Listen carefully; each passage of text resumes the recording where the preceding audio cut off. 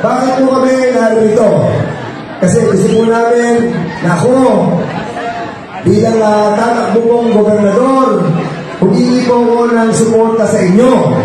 At ako naman, bilang gobernador, may dala akong biyaya o magbibigay ako ng benepisyo sa inyo. Hindi kayo uuwing luhaan. Uuwi kayong may dalang pera. Aside doon sa bibigyan po ni Congressman Don Ronain, ang inyong pong lingkod, pero natin personal, ibibigay ko sa inyong lahat. Pero maganda dito, hindi pa po tayo gobernador, nabibigay na po kami ni Don Don, di pa po siya congressman. Lalo higit, pag siya na naging congressman, ako naging governor, si vice governor na magiging vice governor Del Amante, 50